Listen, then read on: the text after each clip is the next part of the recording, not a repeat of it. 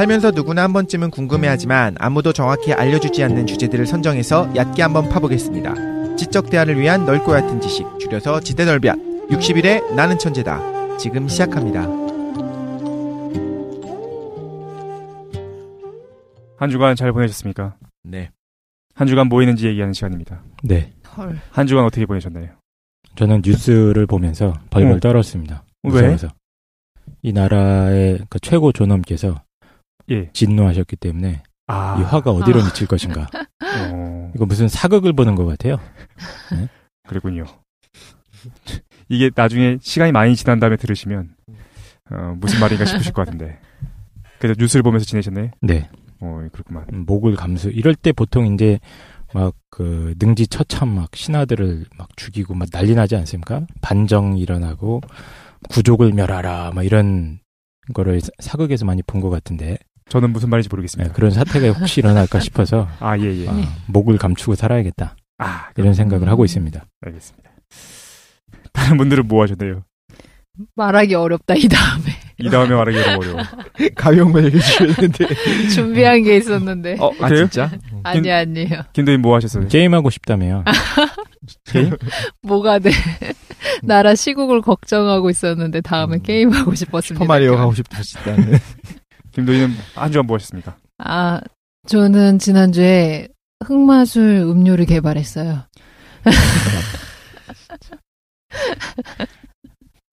그래서? 네네. 어떤 건가요? 여러분들이 되게 명상이나 흑마술에 되게 알려달라는 분들 문의가 많아가지고, 제가 되게 손쉽게 도달할 수 있는 방법으로, 이 음료 마시면 바로 5단계로 도달하는 거를 개발했어요. 정말? 네. 엄청 맛있어요. 이제는 막 사이까지 지내, 그냥. 아무 얘기나 막 해, 그냥. 마약인 것 같은데요. 그래. 슈퍼에서 진로나 보혜에서, 두 가지, 제가 찾기로는 두 가지밖에 없는데 브랜드가 진로 보혜에서 복분자주가 나와요. 복분자주를 하나 사셔가지고 집에 물컵에다가 얼음을 가득 넣었습니다. 네, 그래서 복분자를 가득 따르면 한 2잔 정도 나오고 가득 따르면 안 되고 3분의 2 정도 따른 다음에 페리에 같은 탄산수를 섞어가지고 2잔 연달아 원샷을 하시면 바로 5단계로 진입할 수 있어요. 시공간에 대한 감각이 사라지는. 복분자주를 페리에와 함께 해서 먹으면 페리에는 비싸니까 트레비와 함께. 뭐야 이게? 그래서요? 그걸 드시면서 5단계를 경험하시면서 지내셨습니까? 네네. 연락 주시면 제가 가서 말아드릴게요. 이 방송을 지금 수위를 지금 알았습니다. 폭탄주 많은 방법이네요. 폭탄주. 폭탄주는 아닌 것 같아요. 이것도 폭탄주인가요? 탄산수랑 섞는 것도? 그러네. 왜 맛있어? 왜 그 얘기를 갑자기 한 거였는데? 맛있어요? 아니, 매화수는 스파클링이 있는데, 매화주 음료에는 복분자를 저는 더 좋아하는데, 복분자에 스파클링이 없는 거예요. 그래서 매번 집에서 복분자를 계속 마시다가, 들리는 소문에 따르면 밥 한 술에 술 한 잔 이런다던데. 밥을 말아 드신다는 얘기도. 네. 그러시군요. 독실이는 뭐 했습니까? 저는 요즘 조금 여유가 있었어요. 그래서 뒹굴뒹굴 하면서 충분한 잠과 근데 또 다음 이제 바쁠 때를 대비한 것들을 항상 해야 되니까 준비를 해야 되니까 살도 좀 찌우고. 그러니까요. 살이 엄청 쪘어요. 큰일 났어요. 정말. 똑같은데. 아니야, 쪘잖아. 딱 봐도 쪘잖아. 최 사장님은 맨날 아웃사이더 체격을. 맨날 지난 골반 때문에 지금 뭐라고 골반 미남 됐어요. 어떡할 거야. 네네. 골반 미남인 건 사실입니다. 내가 뭐가 돼. 큰일 났다. 그렇게 지내고 계시군요. 네. 우리가 지난주에 근데 빵 떴잖아, 그죠? 2위. 팟빵에서는 2위고 아이튠즈는 뭐 다시 1위 왔다 갔다 하는데 내려갈 때가 됐다. 진짜. 내려가야죠. 더 주십시오. 그러니까 그래서 오늘 방송 한번 망쳐가지고 나락으로 한번 가봅시다. 아니, 오늘 방송을 망치면 다음번에 내려갈 것 같고 그래요? 지난 방송을 망했기 때문에 나름 망필이었기 때문에 이번도 좀 떨어지지 않을까. 지난번에 그래서 게시판에 그런 게 올라왔더라고요. 재밌었다. 근데 이제 사람과 연애는 그만했으면 좋겠다. 그러니까요. 그만하시죠 이제. 어떻게 장가 갔는지 모르겠다. 이게 사실 주모 때문에 살았지. 그죠? 너무 웃겼어. 글로 배운 사랑이랑 거의 같은 수준이죠. 오랜만에 주모 AS 알려주셔도 되나요? 주모가 왜 나왔는지 이제 쭉 보니까 네. 주목을 잘못 발음한 걸로 이해하시는 분들 있더라고요. 주모라고 하셨잖아요, 원래. 네. 잘못 들으신 거예요. 이모 하신 거 이모. 이모 부르려다가 헛소리가 나온 겁니다. 나는 그 얘기를 듣자마자 네. 깡 선생이 주모 그랬잖아요. 네. 그 얘기를 듣자마자 깡 선생이 드디어 개그를 준비해 오는구나. 난 준비해 온 건 줄 알았어. 그래서 완전 웃겼거든요. 알고 봤더니 이모를 부르려다가 잘못 불렀다고. 네, 제가 이모를 잘 부르거든요. 식당 가서. 이모라고 부르세요? 식당 가서 자기가 부르는 그 명칭 있잖아. 저기요라고. 어머니, 이모, 이모님, 사장님. 공짜로 조금이라도 타내려고 그렇게 부릅니다. 예. 효과가 있나요? 이모라 부르면 조금 뭐가 더 있나요? 친절하게 좀 대해주시죠. 예. 어떤 근거도 없는 얘기를 막 하고 있는데. 근데 희한하게 좀 고모라고는 또 안 하고 이모라고 해요, 다들. 고모는 좀 이상하다. 그러네, 고모. 그치. 고모. 알겠습니다. 외가쪽이. 네. 사촌 이런 것도 있을 텐데. 알겠습니다. 나는 천재다. 네 번째 시간입니다. 네. 율곡이, 그 다음에 알렉산더, 그 다음에 카사노바 망했어. 카사노바 해가지고. 우리가 나는 천재다 진행하고 있는데, 네. 들으면서 너희가 준비할 수 있는 게 겨우 이 정도냐. 그런 생각하고 있었습니다. 제가 오늘 천재의 끝. 하지마. 엔드 오브 천재. 내 생각에 어떤 우리가 팟캐스트 방송이 됐든, 공주파 방송이 됐든, 이게 천재의 끝인 것 같아요. 그래서 그만하고 말해. 오늘 준비된 사람은 바로 붓다입니다. 부처님. 깜짝 놀라요. 오늘 거 진짜 엄청난 걸 준비했습니다. 알았으니까 그만 홍보하라고. 그 부제가 있어요. 부제가 뭐냐면은 종교 전쟁의 서막. 종교 전쟁이 왜 발생했는지 아무거나 다 갖다 붙이는 거. 이해할 수 있어요. 좀 이따가 왜 종교 전쟁이 서막인지 알 수 있을 것 같고. 오늘 자신감 장난 아니에요. 계속적으로 우리가 계속 물어보고 그렇게 하는데 요즘 잘했다. 요즘 약간 부담감에 시달리는 것 같아요. 2달 만에 하는 거야. 저번에 2달 전에 제가 그거 하지 않았습니까? 그 뭐였죠?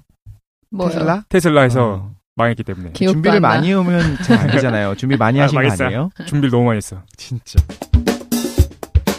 천재에 대해서 좀 얘기할 텐데, 일반적으로 우리가 천재라고 그러면 누군가가 아무리 천재여도 누군가가 뭔가 가르쳐줘야 돼요. 그죠? 뭐 미적분이든 화학이든 뭐 생물학이든 이런 걸 가르쳐줘야지 그걸 배워서 자기가 천재가 될 수 있는데 아무런 가르침도 없이 그냥 혼자 깨우친 사람이 있습니다. 혼자 눈뜬 자, 바로 붓다죠. 그래서 오늘 붓다에 대해 깨달음에 대한 얘기를 할 텐데 깜짝 놀래. 그 붓다는 이제 그 일반 명사고 실제 사람은 이제 고타마 시타르타죠. 네. 진짜 이름은 시타르타고. 혹은 뭐 석가모니. 그거 좀 이따 구분해 줄 거야. 근데 일단 1부에서는 고타마 시타르타가 왜 천재인가 얘기를 할 텐데 아주 구체적인 예를 하나 들을 겁니다. 그래서 붓다가 하느님을 디스하는 얘기가 있어요.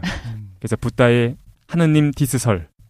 그리고 붓다가 외계인과 조우한 걸로 해석할 수 있는 게 있는데 붓다의 외계인 조우설 연결시켜가지고 하고 싶은 거 다 아는구만.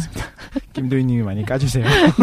그 관련 에피소드가 옛날에 했던 거 기억나요? 옛날에 내가 28회에서 외계인 실종 사건 했었잖아요. 기억 안 나. 그 44회에서 영혼들의 여행했었는데 그 연장선상에 있습니다. 그래서 고타마 시타르타의 천재성에 대한 얘기를 하고 하나님을 디스할 정도의 천재성을 갖고 있어요. 그럼 2부에서는 붓다의 일생, 도대체 어떤 삶을 살았길래 붓다가 될 수 있었는가? 그리고 그 깨달음에 대한 얘기를 진행해 보려고 합니다.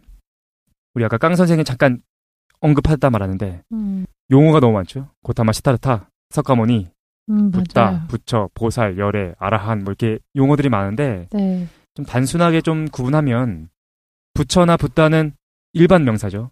깨달음을 얻은 사람이란 뜻입니다. 깨달은 자를 얘기하는 거고 구체적인 인물로서 이제 고타마 시타르타가 있는 거죠. 고타마 시타르타는 성이랑 이름입니다. 고타마가 성이고 이름은 이제 시타르타. 그다음에 우리가 석가모니라고 얘기했을 때는 석가가 그 가족들, 그 어떤 부족의 이름이에요. 그러니까 석가족. 그죠? 사키아족. 사키아족이죠. 그래서 사키아족을 얘기하는 거고 그걸 이제 석가라고 얘기하는 거고 모니는 이제 성자라는 뜻입니다. 그래서 그 사키아족의 성자가 석가모니가 되는 거예요. 한자어로 그렇게 한다는 거죠. 그렇죠. 그 다음에 이제 보살과 열애라는 게 있는데 열애는 이제 진리를 설하는 자라는 뜻입니다. 부처님께서 붓다께서는 자신을 열애라고 얘기하는 걸 좋아했대요. 진리를 설하는 자라고 불리길 좋아했고 보살이라는 용어가 조금 이제 좀 문제가 됩니다. 왜냐하면 초기 불교에서는 조금 이따 얘기할 텐데 초기에는 보살을 그냥 깨달은 자 정도로 생각했어요. 근데 이제 대승불교로 넘어오면서 보살이 좀 구분이 됩니다. 그래서 보살은 이제 부처까지는 아닌데 부처가 되기 위해서 수행하는 사람, 아주 높이 깨달은 직전에 이른 사람 정도를 이제 보살이라고 얘기를 해요.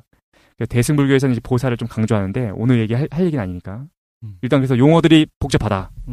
그런데 단순화시키면 붓다, 부처 이거는 일반 명사, 고타마 시타르타는 개인의 이름, 석가모니는 어떤 부족의 이름, 부족에서 깨달은 자를 명칭하는 것. 하지만 그게 그렇지만 그 석가모니가 지칭하는 바는 고타마 시타르타죠. 그렇죠.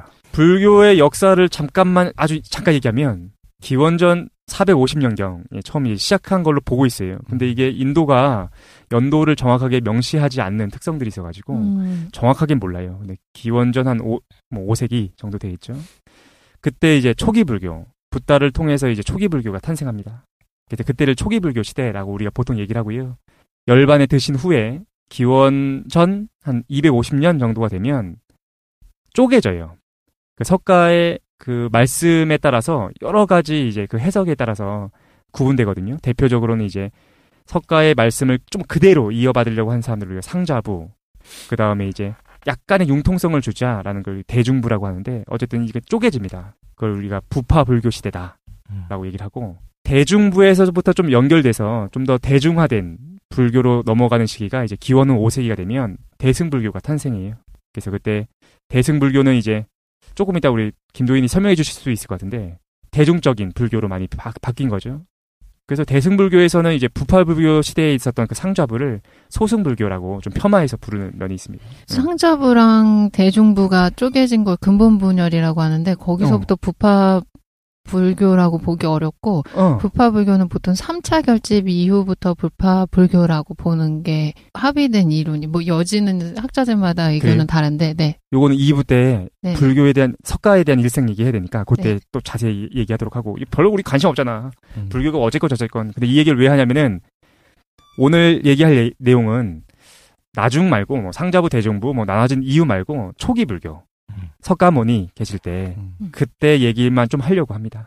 그때를 좀 중심으로 얘기하려고. 초기 불교라고 하면 간단하게 부처가 생존해 계시고 그 직제자들이 살아있고 그 불교라는 교단에서 어떠한 이제 분열도 일어나지 않는 상태를 초기의 불교다라고 이해하시면 쉬울 것 같아요. 부처님 살아생전 및 그 직계 제자들이 네네 활동하던 시기 그리고 어떠한 분단도 일어나지 않은 시기 그때 분열이. 이미 종교의 형태를 띠고 있었어요. 그럼요. 그렇죠. 예, 제가 듣기로는 근데 그 석가족 샤카족이 단군의 후예라는 설이 있던데. 그죠. 단군의 후예라고 말씀하시는 분들이 계세요. 이거는 내 언급하기 힘든데 그런 분이 실제 계시더라고. 할 말이 없습니다. 근데 어쨌든 근데 한국은 대승불교 중심이잖아요. 네. 그러니까 대승불교에 와서는 되게 여러 가지가 섞여요. 그러니까 힌두교도 좀 섞이고, 그 다음에 또 뭐라고 그래야 돼? 우리 무속신앙도 섞여가지고, 중국의 그 역사적인 내용들도 섞여가지고, 초기 불교의 모습과는 너무 달라요. 그러니까 한국에는 초기 불교가 좀 익숙하지 않은 모습일 것 같긴 한다. 라는 생각이 좀 드는데. 어쨌든, 불교 역사 간단히 얘기했는데, 이걸 얘기하고 싶은 게 아니라, 힌두교에서는 붓다를 좀 안 좋게 평가하더라고요. 그래서 그 얘기를 잠깐 해야 돼. 왜냐면은 힌두교에서 붓다를 어떻게 평가하냐면은 사이가 서로 안 좋거든. 붓다가 힌두교 신들 중에 한 명으로 나와요. 그러니까 힌두교의 신이 크게 3명 아닙니까? 창조를 했던 브라흐마가 있고 브라흐만, 창조를 담당한 브라흐마가 있고 창조가 됐으니까 유지해야지. 비슈뉴가 있습니다. 그리고 나중에 이제 세계를 파괴하는 시바, 이런 시바가 있죠.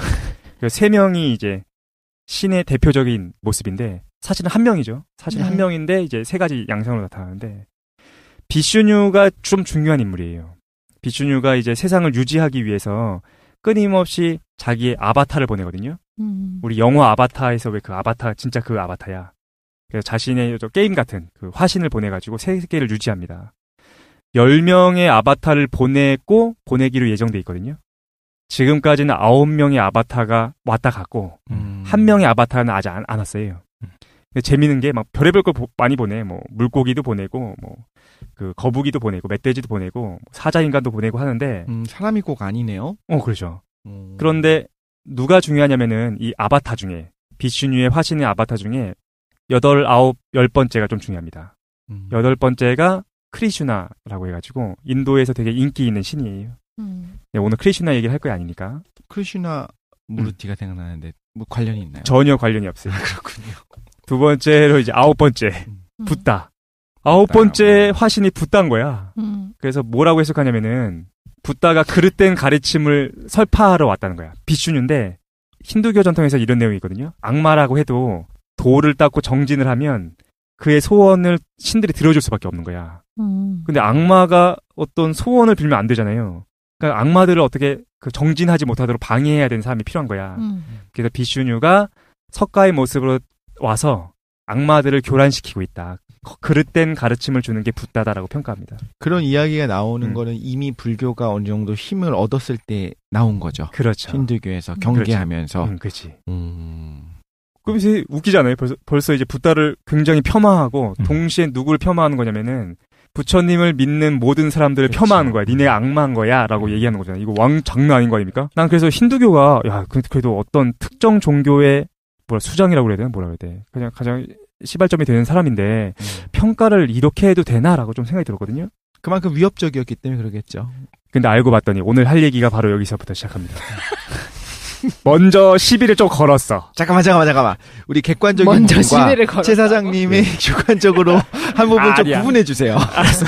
지금부터는 그럼 최 사장님의 지금부터는 제 생각입니다. 이런 미친. 아까부터 너 생각이었어. 그래서 궁금해서 왜 도대체 힌두교에서 이렇게 평가할 수밖에 없었는가? 교단에서 항의 들어오고 이러지 않게 네. 조심하십시오. 조심해야 됩니다. 예. 그래서 그 불교에 좀 관심이 생겨가지고 이것저것 좀 봤거든요. 근데 이제 아까 전에 김도인이 그거 디가니까야 보고 있죠. 그러니까 니까야가 뭐냐면은 그 말씀이나 경전 같은 거예요. 근데 초기 불교에서 발생한 경전이거든요. 이거를 다 얘기할 필요가 있을지 모르겠는데 4가지 정도의 니까야가 좀 중요하게 다뤄지는 것 같아요. 첫 번째로는 이제 아까 김도인이 보고 있었던 게 디가니까야라는 게 부처님의 말씀 중에서 좀 길이가 긴 것들이 있거든요. 그걸 묶어놓은 걸 디가니까야. 좀 짧은 거를 묶어놓은 거를 이제 맞지마니까야. 그 세 번째 중간길인가요? 네. 그리고 이제 주제별로 묶은 거를 상유따니까야라고 부르거든요. 그리고 그 외에도 안구따라니까야, 쿠따까니까야 이런 것들이 있는데 불교에 좀 관심이 있어가지고 이게 다 초기 경전들과 연결돼 있는 거예요. 불교에 관심 있는 게 아니고 외계인에 관심 있어서 되게 엉뚱한 것만 계속 물어봐. 전화해서. 맞지마니까야. 짜증났어요 나중에. 알았어. 맞지마니까야. 차단시켜놨어. 조용히 해. 그래서 연락이 안 되는구나. 연락하면 왜 다 무였나 했더니만. 알겠습니다. 맞지마니까야를 예전에 좀 봤는데 놀라운 내용이 있는 거야. 어떤 내용이냐면은 하나님의 초대 부분이 있습니다. 하느님이 붓다를 초대해. 맞지마니까야를 보면. 그래서 하나님의 초대의 경인가? 아마 그렇게 돼 있을걸요? 네네. 그걸 읽고서 깜짝 놀랐습니다. 그리고 그래서 오늘 할 얘기는 그 하나님 초대의 경이야. 그래서 부처님이 하나님을 만나고 돌아오거든요. 네. 그거에 관련된 얘기를 지금부터 좀 해보려고 합니다. 여기서 고타마 시다르타가 얼마나 천재적인지를 알 수가 있어요.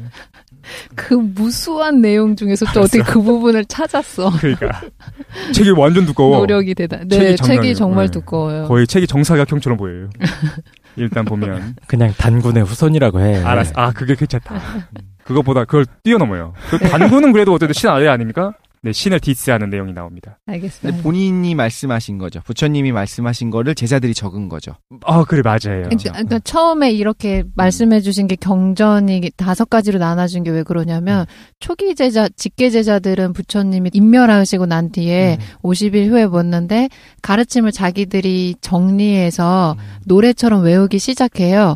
그걸 노래를 외울 때 이제 긴 말씀했던 거 먼저 외워보자. 중간 말씀했던 거 외워보자. 이런 식으로 해가지고 그게 나중에 스리랑카에서 문자로 기록돼가지고 남아진 게 지금 저희가 확인한 경전이거든요. 근데 이제 최 사장님이 확인하신 거는 중간 길이의 경전들 말씀을 모아놓은 것 중에서 하나님이랑 만나서 얘기한 부분을 따온 거예요. 그게 마지막니까야 부분이 나오고 상유따니까야 이제 좀 나옵니다. 네. 그 얘기를 같이 좀 해보려고요.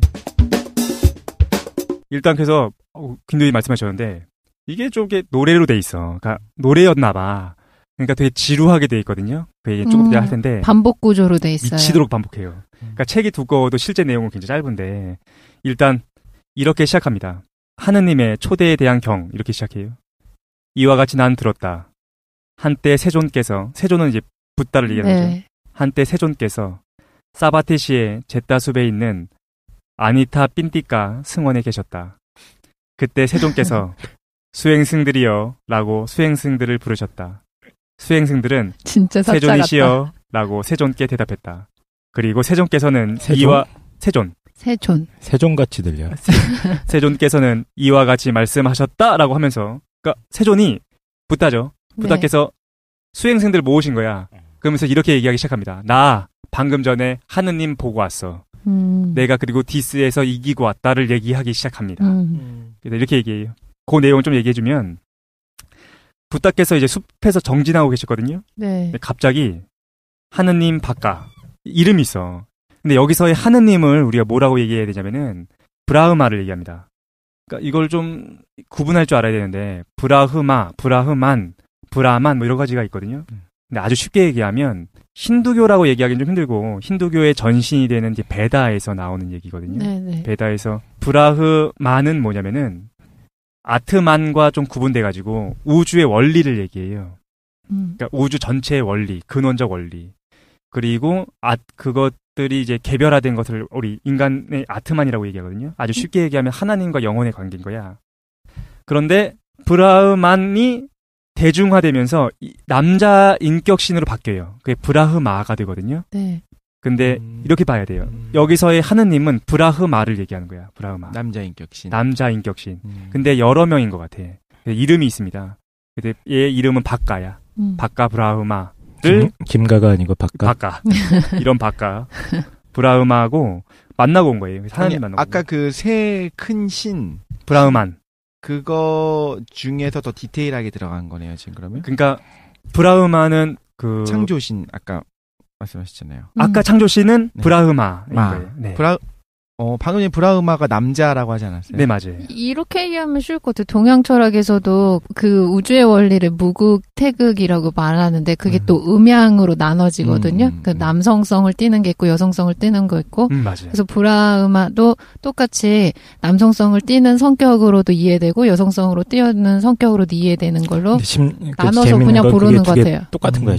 본질적으로는 똑같은 거고. 본질 똑같은 거예요. 본질적으로는 컨트롤 CV인데 나타나는 거는 좀 이렇게 다른 양상으로 나타나는 거죠. 지칭하는 명칭이 다른 거예요. 만약에 컨트롤 C 하기 전에는 되게 추상적이고 철학적인 내용이었는데 네. 컨트롤 C 한 다음에 붙이니까 갑자기 이 아바타처럼 인간적인 모습이 딱 나타나. 그러니까 여성이라고 해서 만약에 제가 음이다라고 하면은 그 음양에서 양이 빠져나가고 반쪽짜리 음이 아니고 안에도 완전한 무극 태극이 들어가 있어요. 그러니까 아트만에도 브라만이 들어가 있고 남성성으로 묘사된 거에도 온전한 브라만이 들어가고 하나 양면인 거네요. 그러니까 모순 관계가 아닌 거죠. 그렇죠, 맞아요. 네네. 그러니까 상대론과 양자론 같은 우주의 원리라면서 똑같다. 바꾸시는데 일단 얘기 들어봐. 그래서 하느님 바까를 만나고 옵니다. 그러니까 어쨌든 창조주를 만나고 온 거야. 오케이. 창조주를 만나고 와. 붓다께서 숲에서 정진하고 계실 때 갑자기 하느님 바까가 잘못된 생각을 하고 있음을 붓다께서 알게 되십니다. 그러니까 수행하고 있는데 하나님이 잘못 생각하고 있었어. 막 수행하고 있었는데 뭐야 이거 하느님 바까가 뭔가 이상한 생각을 하고 있네를 내 생각을 읽은 거예요. 아신 거죠, 그죠? 네. 바까가 무슨 생각을 하고 있었냐면은 이렇게 생각했어요. 바까가 이것은 항상하고 이것은 견고하고 이것은 영원하고 이것은 홀로 완전하고 이것은 불멸이고 이것은 참으로 생겨나지 않고 늙지 않고 죽지 않고 사라지지 않고 윤회하지 않는다. 무슨 말이냐면은 영원주의를 얘기하는 거거든요. 네. 그러니까 바까가 스스로 생각하기에 내가 영원한 존재였구나. 내가 궁극적이고 근본적인 존재였구나를 생각하게 된 거야. 네. 그걸 붓다께서 알게 된 거지. 이것은이라고 한 게 본인을 지칭한 거예요? 힌두교나 이제 불교에서 천에 대한 개념이 좀 달라요. 그러니까 천이라고 했을 때 하늘을 얘기하는 거 동시에 신을 얘기하거든. 그러니까 어떻게 보면 이제 이것을 얘기했을 때는 그 세계 전체 동시에 자기 신 전체를 얘기하는 거라고 우리가 볼 수 있을 것 같아요.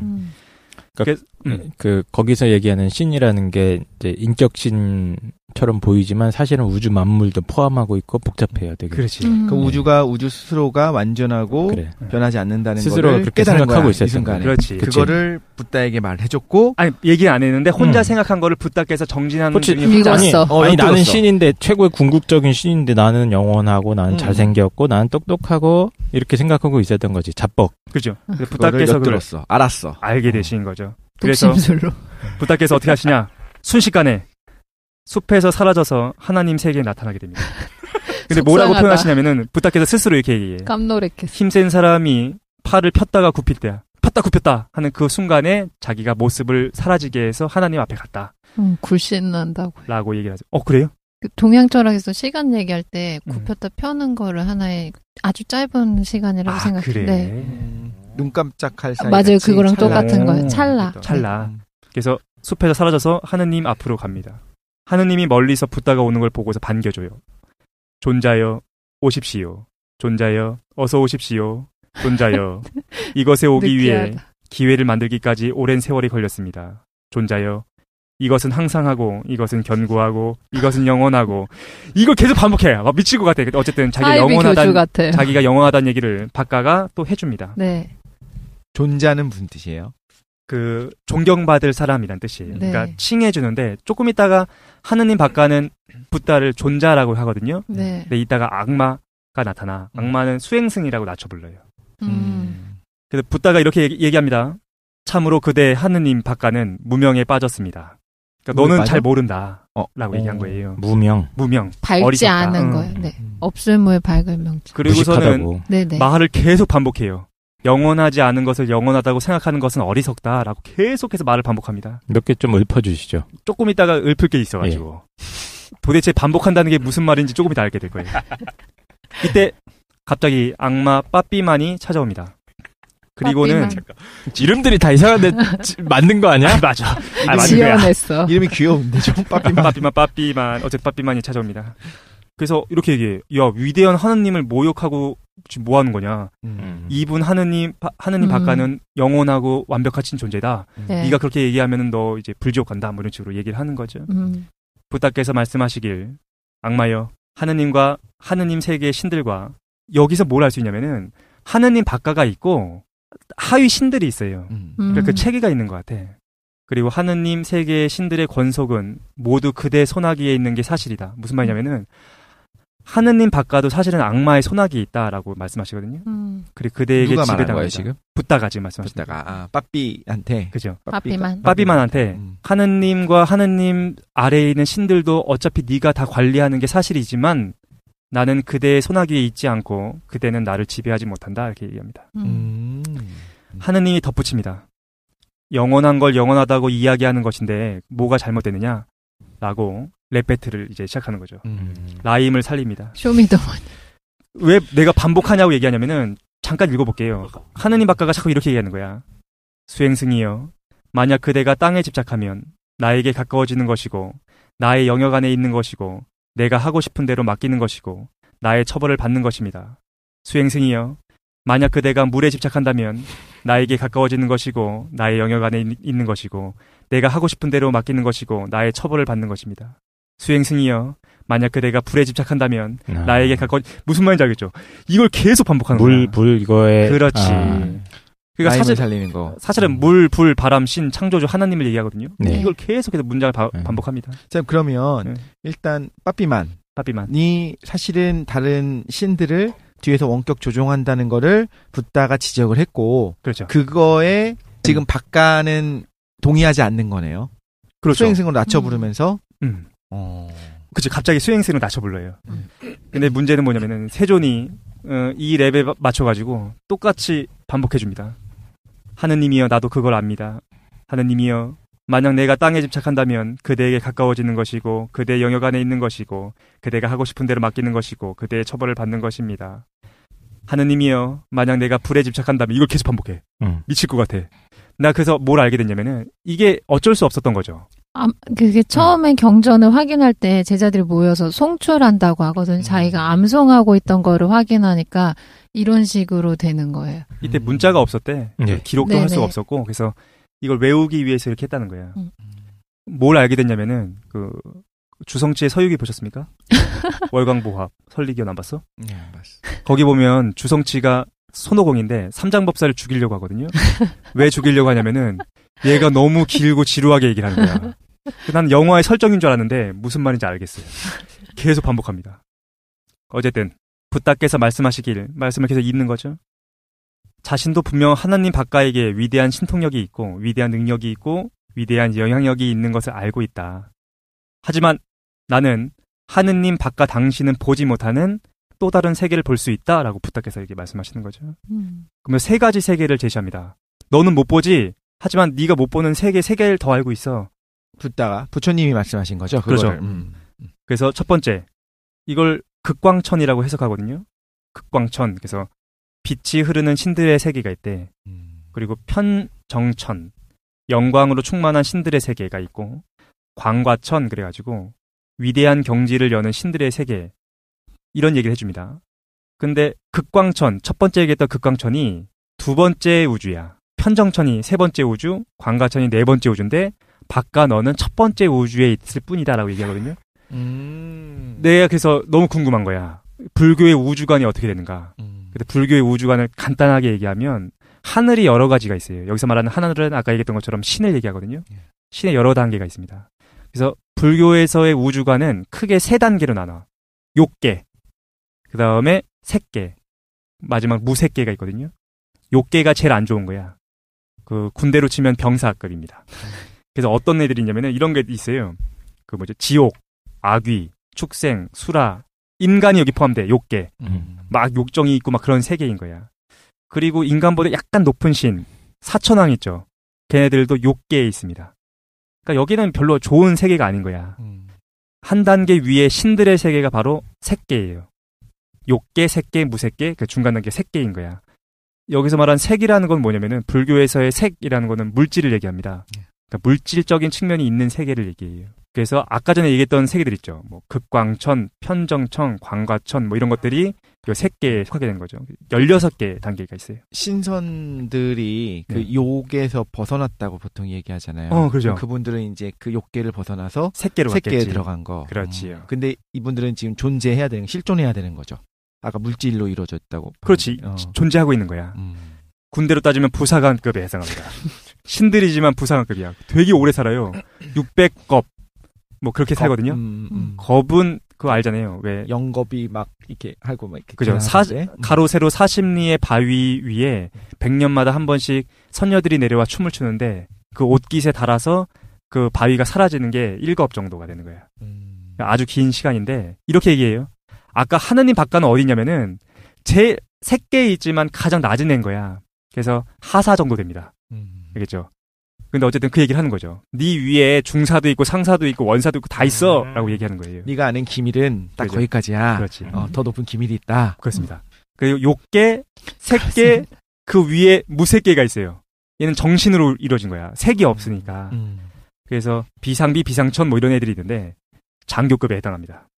알겠죠? 근데 조금 있다가 우리 얘기하겠지만 이렇게 생각할 수 있어요. 공덕을 많이 쌓고 좋은 일을 많이 하면 단계를 레벨업 하거든요. 내가 안 좋은 일을 하면 단계가 떨어지는 거야. 그런데 석가께서 뭐라 말씀하시냐면은 어쨌든 안 좋은 거야. 신이 됐든 뭐 색계가 됐건 무색계가 됐든 어쨌든 신으로 태어나는 것도 윤회할 수밖에 없는 거고 진짜 좋은 건 뭐냐? 불이 되는 거죠. 불. 여기서 말하는 건 부처가 되는 거야. 네. 그럼 부처는 어느 등급에 해당하느냐? 민간인입니다. 이것이겠죠. 그러니까 니네가 자꾸만 공덕을 쌓아서 신으로 태어나고 뭐 그러고 싶어 하는데 어쨌든 그건 군대에 있는 거야. 그거 말고 완벽하게 무화될 상태. 민간인으로 돌아오는 게 사실은 부처가 되는 단계인 거죠. 어쨌든 붓다께서 하느님 바까한테 그 얘기를 해주는 겁니다. 붓다께서 덧붙이십니다. 근데 잠시만요. 지금 이미 붓다는 그러니까 부처님은 성불하신 상황인 거죠. 그렇죠. 지금은 성불하신 상황이에요. 그러면 이미 모든 신들을 뛰어넘은 상황인 거네요. 무색계를 넘어간 민간인이 됐으니. 그렇지. 민간인 거야. 그러니까 포스타도 필요 없어. 어쨌든 민간인인 거야. 포스타도 아저씨야 이제. 그러니까. 그게 바로 부처의 경지입니다. 그러면 신선이랑은 완전히 다르네요. 신선은 그래도 그렇죠. 색계에 속해 있는 거고 맞아요, 보통 맞아요. 성불한다고 하는 거는 완전한 뭐 우주를 초월하는 거고 심지어 그 우주를 만들었던 신의 단계를 뛰어넘은 거네요. 그죠. 완전 뛰어넘은 거지. 다중우주론의 시발전입니다. 다중우주 아니야? 어떻게 뭔가 본 것 같아. 어쨌든 부탁해서 이렇게 덧붙이십니다. 그래서 되게 좀 어려운 얘기 하는데 그걸 다 건너뛰고 좀 말이 어려운데 하느님이요. 모든 것을 모든 것으로 곧바로 알고 모든 것이 모든 것이라는 것으로 경험되는 것이 아니라는 사실을 곧바로 알아. 나는 모든 것이라고 생각하지 않고 모든 것 가운데 있다고 생각하지 않고 모든 것으로부터 떨어져 있다고 생각하지도 않고 모든 것은 내 것이라고 생각하지도 않습니다. 근데 말이 너무 어려워서 잘 모르겠어요. 핵심은 이건 거예요. 나는 모든 것을 긍정하지 않았다. 하느님이여, 이와 같이 곧바로 아는 것에 관한 한 그대와 동일하지 않은데 어떻게 내가 그대보다 열등하는가? 내가 그대보다 훌륭하다. 이렇게 얘기해요. 아주 쉽게 얘기해서 네가 보는 건 한계가 있다. 하지만 나는 그 한계를 뛰어넘어서 세계를 직관한다. 내가 더 뛰어나다. 신을 뛰어넘는 천재성을 스스로 입증하고 계십니다. 붓다가 덧붙여요. 특징이 없고 한계가 없고 모든 경우에 빛나는 의식이 있다. 뭐 이렇게 얘기를 하게 되는데 이 얘기도 사실은 우리가 시간이 있으면은 했으면 좋겠는데 근데 만약에 이렇게 말씀을 하셨었다면 그때 저희가 사후세계 편할 때 부처님이 사실은 사후세계를 알고 있었느냐 없었느냐에 대해서 얘기를 했는데 당연히 너무나 알고 있는 거야. 알고 있었는데 얘기를 안 한 거네요. 그렇지요. 그렇게 봐야 됩니다. 근데 어쨌든 근데 이제 붓다께서 했던 여기 말씀 때문에 이제 불교에서 논쟁되는 내용이 있긴 있는데 그러니까 무아론과 진화론의 싸움이 불교 안에서 있잖아요. 진화론이요? 진화. 그러니까 여기서 말하는 아는 본질적인 자기가 있느냐 없느냐에 대한 논쟁이 있는데 무아진화. 근데 그 얘기는 오늘 얘기를 이따가 할 수 있으면 하겠습니다. 어쨌든 그래서 하나님한테 이렇게 얘기하는 거죠. 하느님 박가가 화가 났습니다. 그래서 이렇게 얘기해요. 열받아. 내가 네 눈앞에서 한번 사라져 보이겠다. 내 능력을 보여주마. 이렇게 얘기하거든요. 갑자기 사라지겠대. 하느님 박가가. 그랬더니 붓다께서 말씀하시길 한번 그렇게 해봐라. 이렇게 말씀하시는 거죠. 그래서 이렇게 하느님 박가가 얘기합니다. 나는 수행자 곧담마에게서 사라진다. 나는 수행자 곧담마에게 사라진다. 라고 말하는데 사라지지가 않는 거야. 그냥 있는 거예요. 그러니까 부처님 손바닥 그런 느낌이네요. 그렇지. 붓다께서 주성치의 서유기 대본 아닙니까? 이거? 잘못 가져왔나. 붓다께서 이렇게 말씀하십니다. 내가 그대에게서 사라져 보이겠다. 그러면서 갑자기 초월적인 힘을 행사해서 소리는 들을 수 있으나 모습은 볼 수 없도록 조치를 취합니다. 이게 사실 뭘 의미하는 거냐면은 되게 웃겨 보이잖아요. 갑자기 랩 배틀 하다가 내가 사라져 보이겠다. 이게 비유적인 표현 같아. 사라질 수 없다는 건 뭐냐면은 하나님 박가가 갖고 있는 경계가 부처님이 갖고 있는 경계보다 작다는 의미겠죠. 안에 있는 거죠. 그렇지. 그 위에 있는 천들의 선정에도 갈 수 있기 때문에 사라질 수 있다라는 걸 얘기하는 것 같아요. 어쨌든 그 모습을 보니까 이제 하느님과 하느님 세계의 신들이 깜짝 놀랍니다. 그래서 이런 마음들이 생겨요. 수행자 곧다마의 위대한 신통력과 위대한 능력은 아주 놀라운 일이고 예전에 없었던 것이다. 수행자로 지금 평화됐네요, 갑자기? 그렇긴 하네. 참으로 사키아족의 아들로서 사키아족에서 출가한 이 수행자 고타마처럼 이와 같이 위대한 신통력과 위대한 능력을 지닌 수행자나 성직자에 대해서 우리는 이전에 본 적이 없고 들은 적이 없다.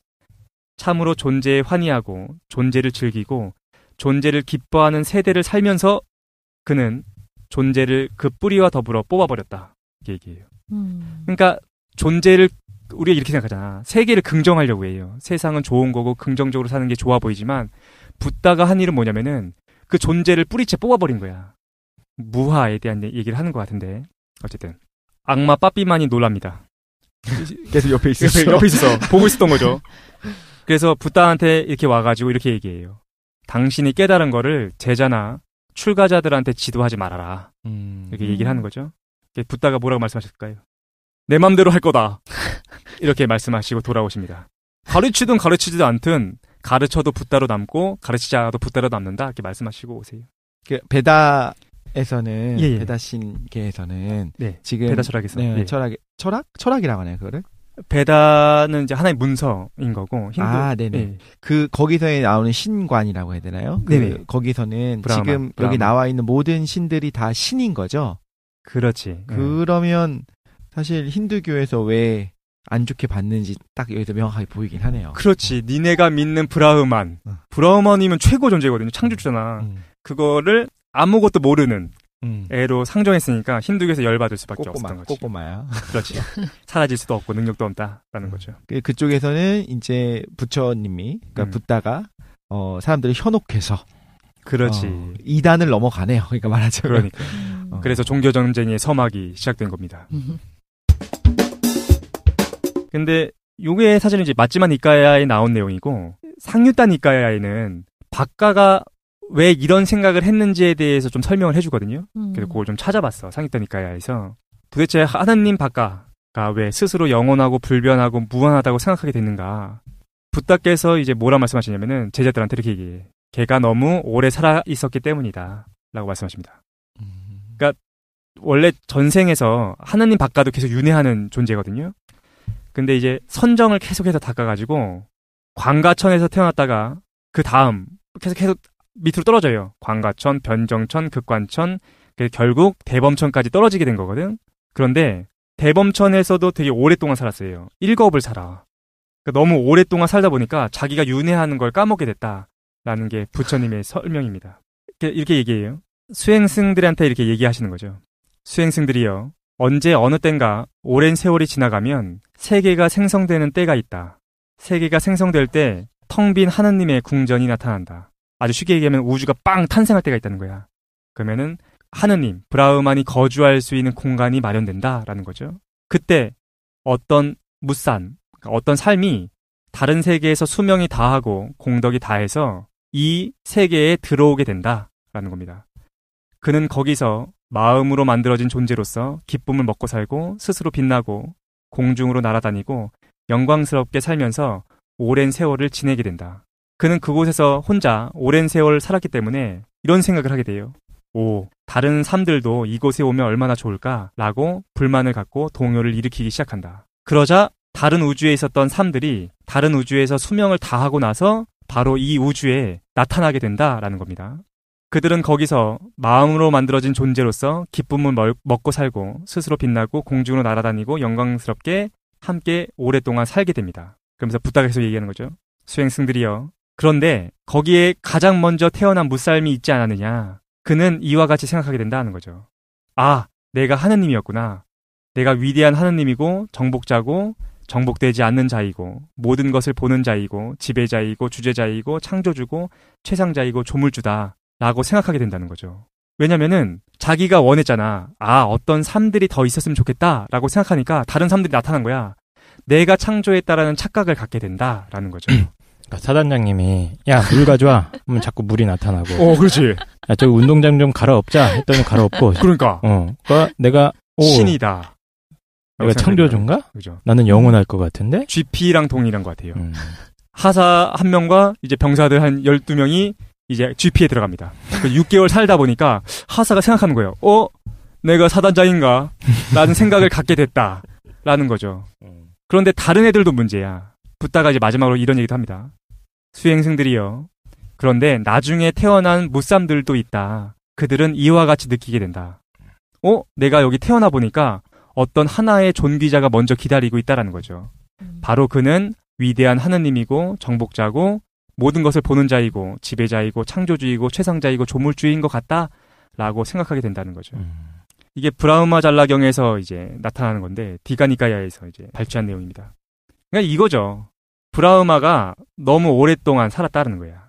어쨌든 브라흐마도 윤회할 수밖에 없는 안타까운 존재인데 너무 오랫동안 살고 가장 먼저 출현했기 때문에 하느님이 된 것인 것 뿐이다 라는 거죠.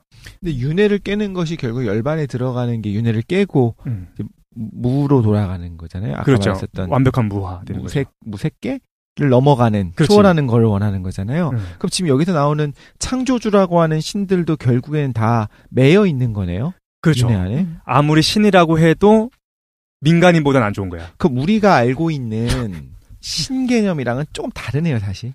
우리가 알고 있는이라고 하면 또 이렇게 하면 안 되겠다. 그러니까 그렇죠. 다른 종교에서 얘기하는 어떤 신들, 신관. 그러니까 과거에 그때 당시에 초기 불교 당시에 아까 얘기했던 브라만교 라는 기존의 사고 방식을 이렇게 카페트를 이렇게 확 뒤집어 버리는 그런 거죠. 네, 밥상 엎어버리는 겁니다. 그러니까 예, 그때 당시 브라만들이라고 해서 신분이 세습되는 사제 계급들이 있어요.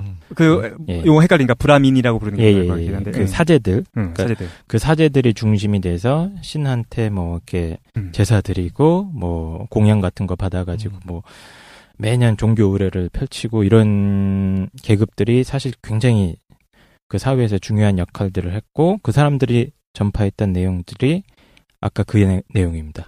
이 세계를 근본적으로 유지시키는 영적인 존재가 있어. 신이 있어. 그리고 그분 덕분에 이 우주가 다 뱅글뱅글 이렇게 잘 돌아가는 거야. 그렇지. 근데 그분이 화가 나면 안 되잖아? 그러니까 곡물을 가져오너라. 이 우주가 돌아간다고 하는 것도 일종의 그러니까 물질 세계를 얘기하는 그렇죠. 거니까 물질 세계를 초월하는 것들이 존재가 있을 수 있다. 그렇죠. 그러니까 이걸 말씀하신 거잖아요. 그러니까 신이라고 하는 다 같은 단어로 표현을 하지만 각 종교들마다 혹은 어떤 세계관마다 실제로 신의 범주들이 굉장히 많이 차이가 나는 것 같아요. 그렇죠.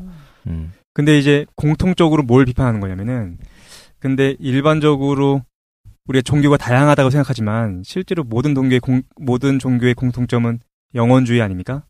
어떤 특정한 하나의 존재가 영원하다고 생각하는 거예요. 영원한 조물주, 창조주가 있다라는 생각이 있는 거죠.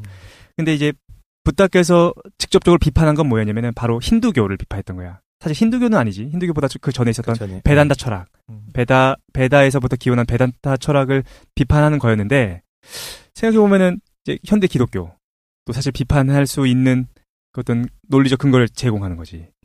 그렇기 때문에 종교 전쟁의 서막이 열리게 됩니다. 서로 이제 까고 난리도 아닌 거야. 왜 이해할 수 있게 됐어.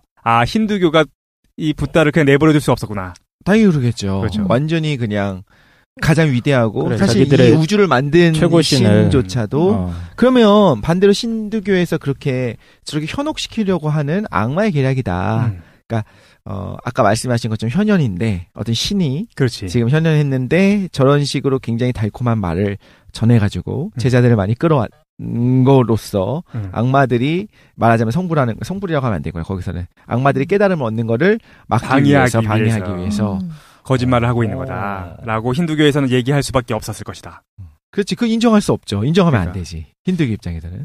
그래서 어쨌든 붓다의 천재성이 입증됐습니다. 그런데 바로 입증하지 마. 성불을 하고 나면 성불을 하고 나면 영원한 건 맞나요? 성불을 하면요? 네. 아니죠. 영원하지 않고 무화된 거죠. 완벽한 무화된 거죠. 그러니까 무의 상태로 영원히 있는 건가요? 그럼? 영원하다라는 것 자체는 없는 거예요. 그러니까 기본적인 세계관 자체가 불교에서의 기본적 세계는 무상이잖아. 그러니까 상이 없고 계속해서 소멸을 한 다음에 어떻게 되느냐. 네. 이게 불교 이후에 후대 제자들의 어떤 철학적 작업에 되게 중요한 테마가 되죠. 소멸인가요? 이게 소멸이냐? 그럼 소멸됐다고 하면 장사가 안 되잖아 또. 근데 이렇게 생각해야 돼요. 그러니까 좋은 질문인데, 그러니까 무화됐다라고 해가지고 있었던 게 없어진 거냐라고 얘기할 수는 없는 거야. 왜냐면은 처음부터 그럼 무엇인가가 있었느냐. 네. 원래 처음부터 아무것도 원래 없었던 거예요. 그러니까 예를 들어서 이거를 오온이라고 하지 않습니까? 김도희 맞죠? 오온. 그러니까 인간을 구성하고 있는 5가지가 있거든요. 불교에서 이렇게 얘기해요. 오온이라고 해서 인간이 색수상행식인가? 네. 맞죠? 색수상행식. 여기에서 색이라는 건 물질을 얘기하는 거고 수상행식은 정신적인 작용들을 얘기하거든요. 그러니까 심리학이랑 비슷해 보여. 근데 어쨌든 석가가 얘기하는 건 이거예요. 석가께서는 이 5가지 색수상행식 중에서 하나하나 따져보면 절대적인 것, 고정된 건 없다는 거야. 일단 물질이라고 해봤자 우리 몸이 계속해서 먹고 똥 싸면서 계속해서 바뀌고 있잖아요. 그러니까 고정된 신체라는 건 없는 거야. 수가 뭐죠? 수용하는 것, 그러니까 지각, 우리의 느낌. 지각작용, 느낌. 지각작용 같은 그것도 일시적이다. 그 다음에 상은 생각도 계속 일시적이고. 네. 인식작용이라고 하는 게 더 지각 능력이라고 하는 게 더 정확할 것 같아요. 이거는 건너둡시다. 근데 어쨌든 핵심인 거야. 근데 어쨌든 색수상행식 중에서 석가가 물어보는 거죠. 이것 중에서 고정된 너라고 얘기할 수 있는 것이 있느냐? 없어. 그냥 그것들이 그냥 뭉쳐 있는 것 뿐인 거야. 그걸 오온이라고 해서 온이 더미란 뜻일 거예요. 그러니까 뭉쳐 있는 거예요, 나라는 건. 원래 없어. 원래 없는 게 어떻게 무화돼. 그러니까 원래 없는 게 아니라 말하자면 그릇이 물을 잠깐 담았었던 것처럼 그렇지. 그거를 지금 얘기하는 거잖아요. 그래서 부처 불이 된다는 것은 무화된다라고 우리가 얘기를 하지만 실제로 무라고 얘기보다는 원래 처음부터 없었던 거예요. 용기가 없어지는 거네요. 컨테이너가. 그렇지. 컨테이너가 물을 담았었는데 그러면 그 물이라는 건 있는 거냐. 지금 제가 비유를 든 거에서의 물. 뭔가 그 5가지가 모여서 지금 나타난 거를 나라고 이야기하는 자아를 얘기하는데 그 5가지는 원래 있었는데 그게 여기 뭉쳐 있는 거일 뿐인 거잖아요. 그렇죠. 일시적으로 뭉쳐 있는 거죠. 일시적으로 뭉쳐 있는 게 나인 거잖아요. 근데 그게 전기를 자극을 받는다거나 그러면 분해가 되는 거지. 그러니까 성불을 한다고 하는 거는 그걸 다시 풀어주는 거잖아요. 근데 그렇다 원래 풀려. 죽으면 풀리는데. 그러니까 다시 뭉치는 걸 막는 건가? 어쨌든 자기라는 건 원래 처음부터 없었던 거예요. 그걸 깨닫는 게 성불인 거예요? 그거에 사실 뭘 깨닫는 것이 성불이냐에 대해서 내가 따로 시작해요. 없다면 나라는 게 없다면 성불한 사람과 성불하지 제자와 부처님의 대화가 시작되고 있습니다 지금. 예. 성불한 내가 부처의 역할인가? 성불한 사람과 성불하지 않은 사람의 차이가 뭐냐는 거지. 어차피 죽으면 풀어지는 거고. 죽어도 안 풀어지니까 문제지. 윤회를 하지 않습니까? 그러니까 아까 좋은 비유를 들었는데 물에 그 용기가 담겨 있잖아요. 컨테이너가 있잖아요. 근데 이 컨테이너가 죽은 다음에도 불교적인 세계관에 따르면 뭐 카르마, 업 해가지고 어떤 인과적인 작용이 있어. 그래서 독실이가 맨날 그 살아 생전에 악플만 달고 다니고 게시판에 분탕질 치고 다니고 계속 그래서 나쁜 업을 쌓았어. 네. 그럼 그게 죽은 이후에도 뭔가 키보드로 태어나게 돼요. 그러니까 그 그릇의 형태가 달라지고 하나의 커다란 그릇이 작은 여러 개의 그릇으로 쪼개질 수도 있겠죠. 그럼 성불이라고 하는 건 내 그릇에 담겨있던 물이 예를 들면 뭐 증발해서 사라지는 걸 얘기하는 건가? 다시 그러면 뭔가 담기지 않으니까? 성불은 너무 어려운 되게 어려운 질문을 계속 하는데 왜냐하면 이제 성불의 본질이 뭐냐? 성불한다면 어떻게 되는 거냐 이게 굉장히 해명하기 어려운 주제야.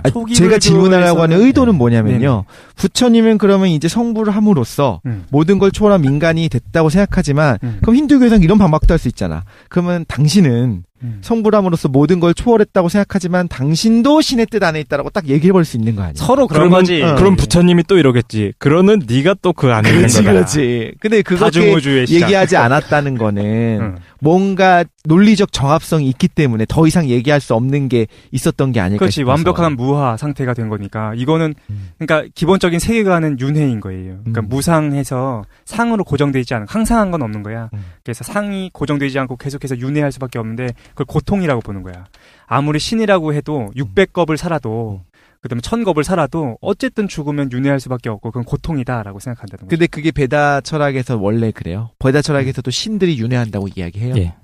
뭐 일단 그 신이라는 개념이 아까 좀 다른 게 기독교적인 개념이랑 완전히 토양이 다른 거니까. 그러니까 인간보다 조금 힘이 세고 좀 더 능력이 좀 뛰어나고 그런 걸 다 신이라고 그래요. 우주 만물을 만들었잖아요, 지금. 네, 근데 말하자면 그 중에서도 물을 만든 건 아닌 거죠. 최고위에 가장 세고 가장 오래 살았고 최강의 신인 거지. 지금 뭐가 헷갈리면 비유를 아까 잘못 들었는데 오온이 뭉쳐져 있는 거를 그냥 푼다고만 하니까 독실님은 이거 풀어도 오온에 대한 각각 구성 요소는 남는 거니까 이게 문제가 해결 안 되는 거 아니냐라고 하시는데 그 각각 5가지 요소도 일시적으로 조건이 주어져서 뭉쳐 있는 거예요. 그쵸, 네. 그러니까 비유를 들으셨을 때 그러면 열반 상태가 다르면 물이 컨테이너 박스마다 다르게 담기는데 뭐 물이 그릇마다 모양이 다르게 담기는데 그 그릇이 없어지면 물은 계속 남는 거 아니냐라고 하는데 물도 없는 거죠. 물도 일시적으로 조건이 그렇구나. 모여져서 전자나 수소나 산소나 이런 걸 묵혀 있으니까. 근데 과거에 기존에 과거 브라만교 전통에서는 그 물은 계속 돌아다니는 거예요. 아트만이라는 게. 네네, 맞아요. 네. 이거는 그 브라흐만 정통인 거고, 저는 그 물도 그렇게 돌아다닐 수 없다고 보는 거죠. 물이 그릇을 바꿔가면서 담기는 게 윤회라고 생각하면 더 좋을 것 같아요. 그러니까 저는 뭘 상상했냐면 지금 머릿속으로 바다를 상상하고 바닷속에다가 그릇을 넣어놓는 거야. 좋은 비유네. 그럼 바닷속에 그 그릇 안에 지금 바닷물의 일부가 담겨져 있잖아요. 맞아요. 윤회라고 하는 건 이 그릇을 쪼개가지고 다른 그릇의 모양을 바꿔. 하나가 여러 개 될 수도 있고 여러 개가 하나의 그릇이 될 수도 있겠죠. 맞아요. 다시 그 바닷물이 담기잖아요. 네. 그 바닷물 전체가 담기는 게 아니고 바닷물의 일부 안에 계속 있는 거잖아. 그럼 윤회라고 하는 거는 아무튼 그릇의 컨테이너는 바뀌지만 바닷물은 존재하는 그게 거예요. 아주 좋은 비유가 그게 우파니샤드에서도 자주 나오는 비유예요. 그게 베다의 결론 부분을 우리 우파니샤드라고 하는데 그게 독실이가 정확하게 이해한 거는 이제 불교가 비판하는 부분, 우파니샤드에서 말하는 윤회의 개념인 거예요. 예, 그러니까 큰 영혼의 바다 같은 게 있고 거기에서 일부가 조금씩 떨어져 나와서 개별자들처럼 그릇을 담겨서 독실이로 태어난 나중에 거지. 하나의 뭐 의지가 되고 그렇지. 의지가 쪼개져서 그러니까 거기까지는 대충 예전에 이해를 했었거든요. 그렇죠. 그러면 그 바닷물은 누가 만들었냐는 거야, 내 말은. 그것은 브라흐마 신께서 스스로 나타나신 거죠.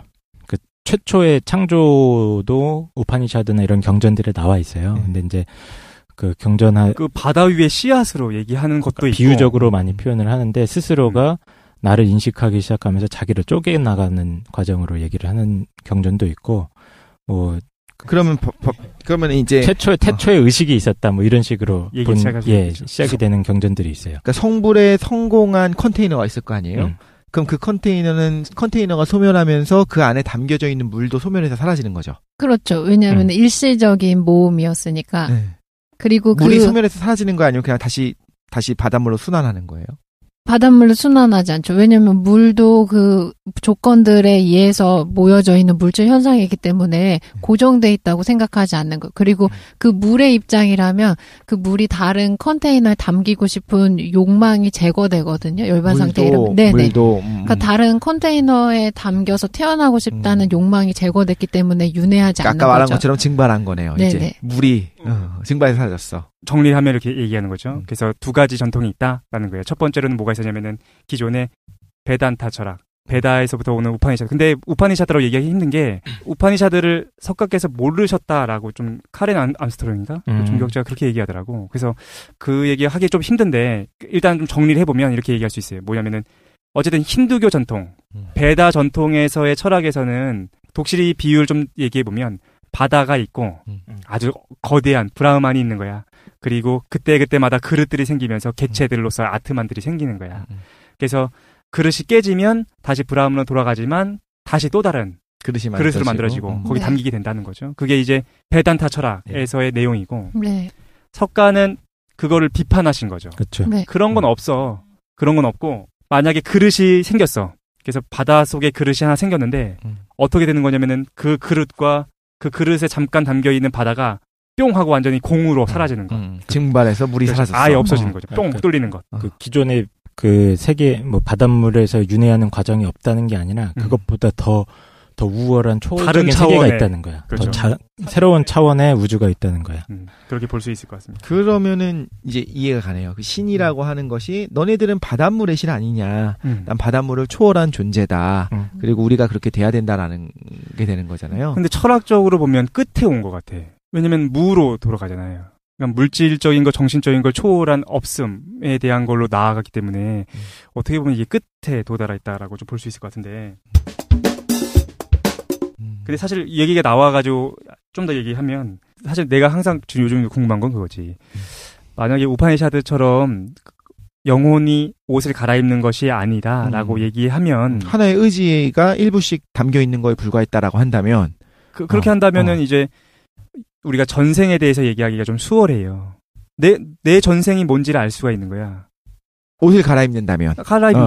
그렇죠. 그런데 문제는 뭐냐면은 불교에서 오원을 얘기하지만 전생에 대한 얘기를 하거든요. 석가도 자기 전생을 보게 되고 나중에 이제 그 얘기를 하겠지만 불가능한 거야. 그치. 오원으로 설명을 한다면 과거에 불가능한 건 아니고 설명이 복잡해져.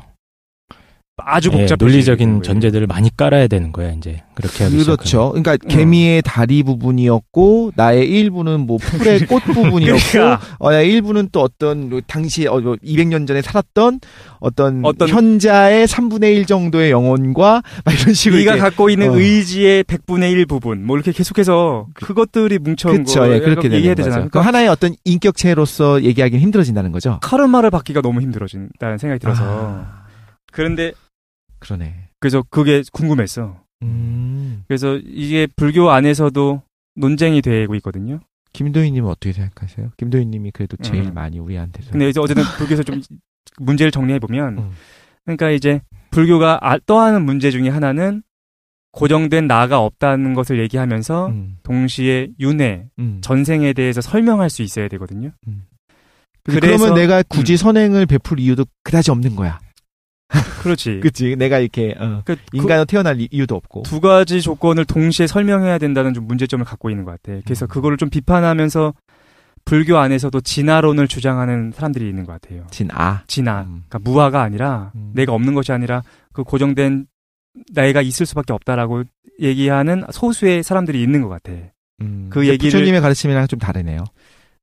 그거에 대해서 해석을 좀 다르게 하려고 해석의 하죠. 문제구나. 그래서 어디나 일본의 누구였는데 그래서 석가를 우파니샤드의 정통 계승자로 봐야 된다라고 생각하시는 분도 계시더라고요. 네네.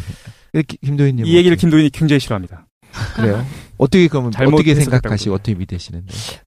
좀 뭐 믿고 그런 건 없어서 왜냐면 종교가 불교가 아니기 때문에 근데 저도 항상 궁금했었던 게 불교에서 윤회를 말하는데 궁극적으로 도달하는 상태는 이제 무상이랑 무아를 깨닫는 상태잖아요. 네. 그래서 고를 완전히 소멸하고 고의 가능성까지 제거하는 상태에 도달해야 되는데 그러면 제가 생각하기로는 윤회가 존재되려면 영속성 있는 자아감을 가지고 있는 물질이 됐던 어떤 의식이 됐던 항상 하고 있어야 되거든요. 그렇죠. 근데 제가 접했던 분들한테 여쭤봤을 때는 전문가분들한테 명쾌한 답을 들은 적은 없어요. 여기에 대해서. 그러니까 나름의 설명을 해주시긴 하는데 정합성 있게 그 영속성 있는 자아감이 없어도 윤회가 가능하다고 말하거든요. 부처님이 천재가 아니었단 말씀입니까? 아니 근데 당시에 부처님한테 못 이해하는 걸 수도 있죠. 물어본 사람들이 있었을 거예요. 제자들이. 아니야 그것 때문에 엄청 싸워요. 그거. 그래서 당대 최대 논쟁거리예요. 그 아니 부처님한테 안 물어봐요? 실제로 부처가 자기 말씀을 시작하기에 디가니까야라고 해서 가장 긴 길의 말씀을 모아놓은 경의 첫 시장이 뭐냐면 그 당대에 유행하던 62가지의 학설을 까요. 그 중에 뭐가 있냐면 영원주의들이 있어요. 네. 영원주의자들의 이제 논리 구조를 하나하나씩 비판하기 시작해요. 근데 또 다른 경전에서 보면 그러니까 부처가 이제 수행을 통해서 자기의 전전전에까지도 어떤 생이 펼쳐졌었는지를 알 수 있고 타인의 전생을 볼 수 있는 능력도 있어서 그거에 대해서 얘기를 하거든요. 이거 숙명통이라고 그래요. 네네. 그 전생을 볼 수 있는 능력, 그 눈이 시야가 생기는 건데, 근데 정합성 있게 이해하긴 힘든 것 같아요. 어쨌든 물질이 꼭 어떤 저를 들면 김도인이라는 어떤 특정 인간이 계속 윤회하는 게 아니라고 쳐도 제가 윤회하려면 전생이랑 지금 생에서 연결되는 감각을 가지고 있어야 되거든요. 그렇죠. 네. 그러니까. 전생에도 김도인이라는 내적 감각이 있으면 내적 세계, 그죠? 이번 생에도 내가 경험하고 내가 구성하는 세계들이 이게 김도인 거다라는 내적 감각이 그렇죠. 일관성이 있어야 돼요. 근데 이 내적 감각은 뭔가 자아라던가 영원히 존재하는 실체가 아니다라고 말하기가 어려운 것 같아요. 왜 얘도 그럼 내적 감각이라는 것도 어떤 조건이 주어서 딱 쪽팔될 수가 있잖아요. 전생에 내 5가지 무더기들 하나의 물질이랑 4가지 정신작용이 구성돼서 김도인이라는 자아감을 형성하고 있었다. 그럼 이 조건들이 뭔가 흩어지게 되면 이 자아감이라는 건 영속성이 없어야 되는데 그렇죠. 느끼는 그렇지. 거는 이게 현세에서도 이어져야지만 윤회라는 게 가능하거든요. 그래서 이게 굉장히 중요한 문제로 다뤄지는 것 같아요. 불교 안에서. 맞네? 네네. 그 자아에 대한 논쟁은 굉장히 아직도 뭔가 학자들마다 의견이 다르고 이렇게 명쾌하게 하나의 통일된 관점을 내세우는 건 아닌데 불교 측에서도 저도 명상하면서 되게 궁극적으로 계속 궁금한 건 뭐냐면 그 집착하는 마음이 사라지는 건 실제로 사실이거든요. 제가 경험하는 거랑 저랑 동일시하는 것도 점점 이제 그 정도가 약해진달까? 근데 궁극적으로 계속 남아있는 거는 제가 경험하는 세계들이 이게 김도인의 세계다라는 자아감이 없을 수는 없어요. 왜냐면 뭔가 통증이나 어떤 현상이 촉발됐을 때 제가 거기서 반응을 일으키는 거는 이게 김도인 거다라는 감각, 그 자아감이 형성되기 때문에 그렇거든요. 예를 들어 제가 그런 자아감이 완전히 소멸된 상태라면 누가 와서 제 팔을 잘라도 저는 그냥 가만히 있겠죠. 이게 왜 나의 통증이랑 연결되거나. 그건 김도인님이 깨달음 수준이 낮은 거 아닙니까? 저도 좀 그게 궁금해요. 어쨌든 네. 이게 논쟁이 끝나지 않을 것 같아가지고 일단 마무리하고 도대체 이런 고민을 왜 했는가? 하나님을 왜 디스하러 가셨는가? 그분의 인생을 좀 알아야 될 것 같습니다. 그래서 2부에는 준비했습니다. 고타마 시타르타가 어떻게 부처가 되는지 그거에 대한 일생을 잠깐 얘기하고 그분이 도대체 깨달음이라고 얘기했을 때 그 무엇을 깨달았는지에 대한 얘기도 잠깐 해봤으면 좋겠어요. 잠깐만 쉬시고 계속해 보시죠.